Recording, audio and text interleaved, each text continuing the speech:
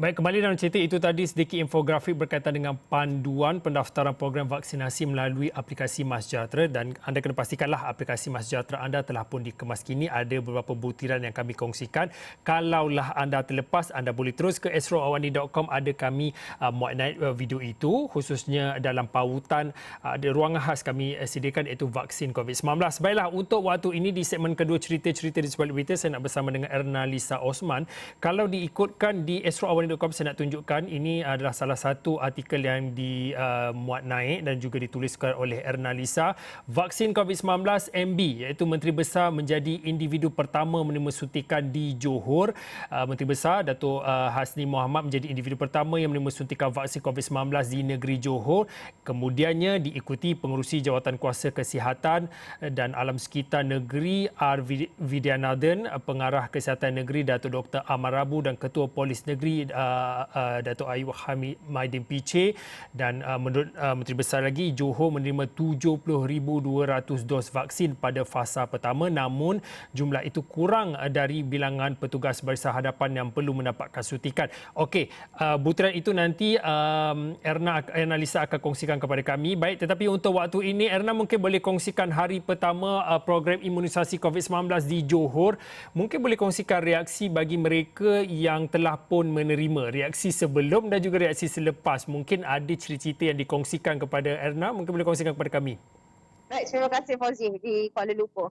Sedikit perkongsian yang saya ingin bawakan sempena pemberian vaksin COVID-19 peringkat negeri Johor yang bermula pada hari ini, di mana seramai 35,100 barisan hadapan di negeri ini telah pun menerima suntikan vaksin pada pagi tadi. Dan sudah tentu mendahului penerima suntikan vaksin adalah Menteri Besar Johor Datuk Hasni Mohamad. Dan berbalik kepada persoalan Fauzi itu tadi, kita sempat menemubual beberapa individu ataupun yang lebih tepat beberapa individu di barisan hadapan mengenai pandangan mereka tentang penerimaan suntikan vaksin.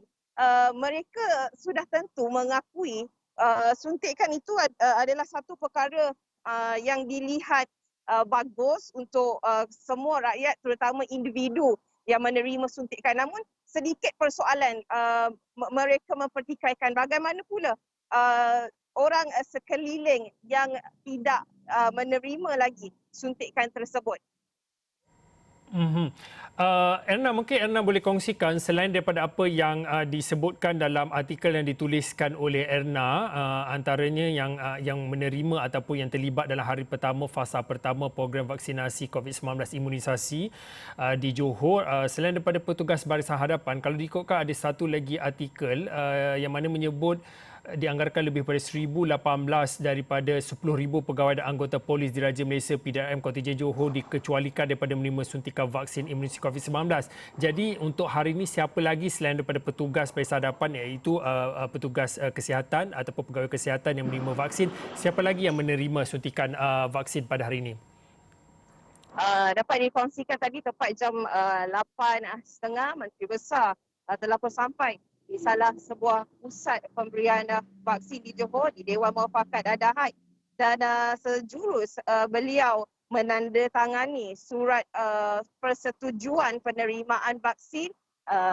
Beliau menerima suntikan tepat pada jam pukul 8.45 pagi dan diikuti oleh Exco Kesihatan Negeri R. Vidyanathan dan juga Pengarah Kesihatan Negeri Datuk Amar Rabu, dan sudah tentu kepada Datuk Ayub Maidin PC, Ketua Polis Johor.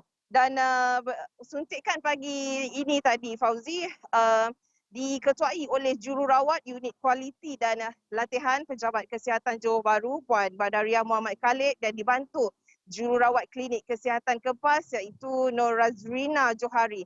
Dan pada majlis itu juga mengulas lanjut, Menteri Besar turut mendakwa fasa kedua program imunisasi untuk COVID-19 di Johor ini akan menyusul pada bulan depan, iaitu membabitkan warga emas, individu yang mempunyai komorbid seperti darah tinggi, kencing manis dan sebagainya selain golongan kurang upaya. Dan fasa ketiga mungkin akan melibatkan ataupun membabitkan masyarakat yang berusia 18 tahun ke atas. Okey, Erna, itu berkaitan dengan apa yang berlangsung pada hari ini, iaitu hari pertama program imunisasi COVID-19 di peringkat negeri Johor. Mungkin Erna boleh kongsikan kepada kami hasil tinjauan Erna dan juga rakan-rakan Wakil Eswatwani di Johor mengenai penerimaan dan juga pemahaman rakyat negeri Johor berkaitan dengan program imunisasi dan juga vaksin COVID-19 secara keseluruhannya, Erna. Secara keseluruhannya kita dapat rangkumi. Sebelum ini pun kita sempat menembubual beberapa individu ataupun orang ramai mengenai penerimaan vaksin. Dan ternyata mereka menyambut baik suntikan vaksin ini kerana menurut mereka ini adalah salah satu peluang yang harus diambil oleh masyarakat untuk bagi mengurangkan rantaian penularan COVID dalam situasi pada masa kini. Dan sedikit kalau saya dapat menambah apa yang menariknya tentang di negeri Johor dalam penerimaan vaksin pagi tadi, di mana sistem giliran ataupun penggiliran suntikan bagi barisan Exco negeri Johor adalah mengikut plat kenderaan rasmi masing-masing. Okey, agak menarik sistem penggiliran yang dibuat di negeri Johor. Ada satu lagi perkara kalau diikutkan dalam sidang media yang disampaikan oleh Menteri Besar Johor, antaranya kalau boleh saya tunjukkan di iPad saya ialah Johor harap rundingan buka sempadan bersambung semula susulan pelaksanaan imunisasi, yang mana ini dipetik daripada apa yang disebutkan oleh Menteri Besar sendiri. Johor akan mencadangkan supaya SOP prosedur operasi standard pembukaan sempadan Malaysia Singapura dikemaskini dan pastinya ia perlu dilakukan dengan ambil kira faktor bahawa rakyat kedua-dua negara iaitu di Malaysia dan juga di Singapura telah mengambil dos vaksin bagi memastikan imunisasi terhadap wabak COVID-19 dan cadangan itu akan dikemukakan kepada Kerajaan Persekutuan sebelum 18 Mac ini. Erna Lisa mungkin boleh kongsikan kepada kami daripada mungkin ada perincian lanjut berkaitan dengan apa yang disebutkan oleh Menteri Besar ini dan mungkin hasil daripada cadangan yang mungkin dikemukakan nanti oleh Menteri Besar ini, apa reaksi oleh orang awam secara khususnya?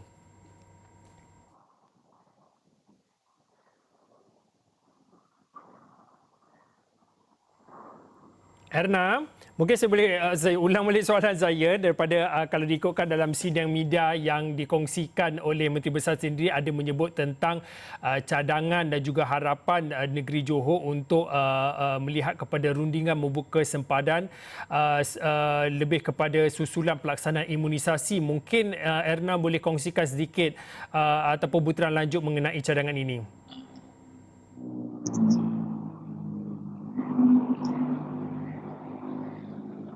Sopan. Okey, mungkin kita ada sedikit masalah, mungkin ada komunikasi bersama dengan Erna Lisa. Saya nak ada satu angkat ataupun SOT yang saya nak menginginkan oleh Datuk Menteri Besar. Kita dengarkan dahulu. Untuk makluman, jumlah dos vaksin yang sedia ada pada fasa pertama ini adalah sebanyak 70,200 dos. Sementara bilangan frontliner yang akan diberi adalah seramai 35,100 orang berdasarkan 2 dos setiap orang. Kita juga telah merekodkan di Johor ini bahawa bilangan frontliner adalah seramai 41,034 orang. Jadi kalau kita lihat dengan jumlah dos yang ada kita terima pada peringkat pertama, terdapat sedikit kekurangan sebanyak 5,900 dos ataupun untuk penerima seramai 5,934 orang.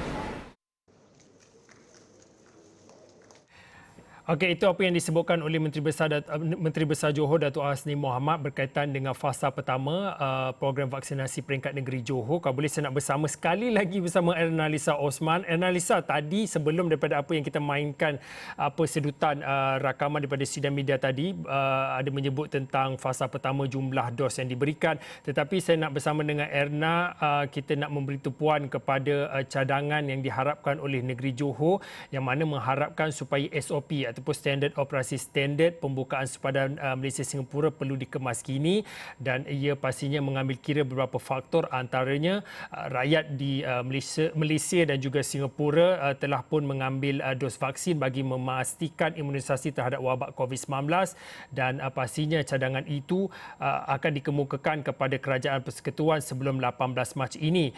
Dan saya bacakan sedikit lagi, dan pembukaan semula sepadan gelembung perjalanan hijau serta aturan-aturan lain perlu dipertimbangkan semula sebaik sahaja program vaksinasi ini selesai.